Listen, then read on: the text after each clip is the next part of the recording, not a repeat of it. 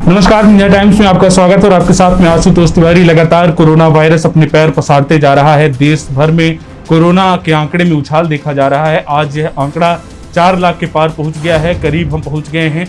लगातार देश में जिस तरह से कोरोना संक्रमित मरीजों की संख्या बढ़ रही है और कोरोना संक्रमण की वजह से लोग अपनी जान गंवा रहे हैं, लोग अपनों को खो रहे हैं, ऐसे में एक भय का माहौल है। रीवा में भी लगातार कोरोना संक्रमित मरीजों की संख्या बढ़ रही है। हालांकि इसमें आंकड़ों में स्थिरता बरकरार है। लगातार 300 और 350 के बीच ही आंकड़ा रहता है, लेकिन फिर भी जरूरी एहतियातन जरूर बरतना चाहिए, क्योंकि देखा जा रहा है कि लगातार 300 से ज्यादा कोरोना संक्रमित मरीज रीवा में पाए जा रहे हैं। तो ऐसा नहीं है कि संक्रमण थमा है और संक्रमण में कि आंकड़े में किसी भी प्रकार की गिरावट आई है, इसलिए सतर्कता बेहद जरूरी है। तमाम लॉकडाउन जैसे सख्ती की गई है, प्रशासन सड़कों पर मौजूद है और पूरी मुस्तैदी से लॉकडाउन का पालन करा रहा है। बावजूद इसके केस में वही स्थिरता देखी जा रही है। लगातार 300 350 के पास ही यह आंकड़ा मिल रहा है।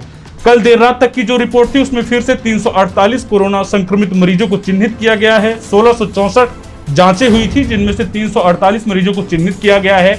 आपको बता दें कि आरटी-पीसीआर से 1236 सैंपलों की जांच की गई थी, जिनमें से 303 कोरोना संक्रमित मरीजों को चिन्हित किया गया है। वहीं एंटीजन किट से होने वाली जांच की अगर बात की जाए तो उसमें से 428 मरीजों की सैंपलिंग की गई थी, जिनमें से 45 मरीजों को चिन्हित किया गया है। यह आंकड़ा तेजी से बढ़ रहा है। संक्रमित मरीजों की तादाद बढ़ रही है। रीवा शहरी क्षेत्र में तो खतरा है ही, लेकिन ग्रामीण इलाकों में भी खतरा काफी तेजी से बढ़ रहा है। रीवा शहरी क्षेत्र में भी यह आंकड़ा स्थिरता वही है कि 130 के करीब ही यहाँ पे मामले मिल रहे हैं। रीवा शहरी क्षेत्र में एक बार फिर से 128 कोरोना संक्रमित मरीजों को चिन्हित किया गया है। वही बात गोविंदगढ़ की जाए तो 43 मरीज मिले हैं। नई गढ़ी में 16 मरीज मिले हैं। अगर गंगेव की बात की जाए तो 24 मरीज मिले हैं। वही रायपुर करचिलियान में 19 मरीज मिले हैं। मऊगंज में 39 मरीज मिले हैं। हनुमाना में 24 मरीज मिले हैं। जबा में 24 मरीज मिले हैं। त्योंथर में 19 मरीज मिले हैं। सिरमौर में 12 मरीज मिले हैं। कुल मिलाकर यह आंकड़ा 348 है। सिरमौर में लगातार खतरा बढ़ रहा था, लेकिन आज 12 मरीज वहां पे कल देर रात तक की रिपोर्ट में मिले हैं। ये एक राहत की खबर है, सिरमौर क्षेत्र के लिए राहत की खबर है, क्योंकि वहां पे रीवा के बाद अगर कहीं सबसे ज्यादा संक्रमित मरीज मिलते थे तो वो सिरमौर क्षेत्र से मिलते थे। वहीं लगातार मौतें भी हो रही हैं। कल 9 साल की एक मासूम की मौत हो गई है कोरोना वायरस के चलते। यह एक बेहद दुखद खबर है।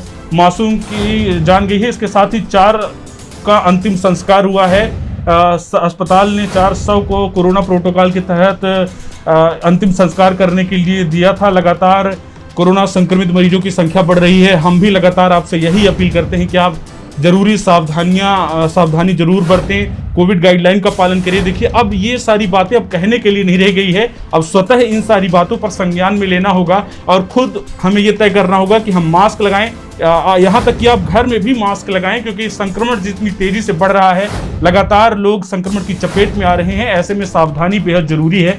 एक राहत भरी खबर भी आपको देना बेहद जरूरी है, क्योंकि 327 मरीज, माफ कीजिएगा, 327 मरीज कोरोना संक्रमण से स्वस्थ हुए हैं, वो रिकवर कर लिए हैं। लगातार कोरोना संक्रमित मरीजों की संख्या तो मिल ही रही है, लेकिन रिकवर भी लोग तेजी से कर रहे हैं। ऐसे में आपको सकारात्मक होना बेहद जरूरी है, क्योंकि लगातार आप तरह तरह की डरावनी खबरें देखकर आप विचलित हो जाते हैं। ऐसे में आपको यह तय करना होगा कि हमारे अंदर सकारात्मक ऊर्जा का संचार हो। इसलिए हम आपको यह भी खबर रोज की बताते हैं कि 327 मरीज स्वस्थ हुए हैं, जो मिलने वाले आंकड़ों के बराबर ही हैं। जहां 348 मरीज मिल रहे हैं, वहां 327 मरीज अगर स्वस्थ हो रहे हैं, तो कहीं ना कहीं यह देखना बेहद जरूरी है कि लगातार लोग ठीक हो रहे हैं। ऐसे में घबराने की जरूरत नहीं है, बस हमें धैर्य रखना होगा। तमाम कोविड गाइडलाइन जो है उनका पालन करना होगा, सख्ती से उनका पालन करना होगा और मास्क लगाना होगा, सैनिटाइजर का उपयोग करना होगा। भीड़ भाड़ वाले इलाके में जाने से बचिए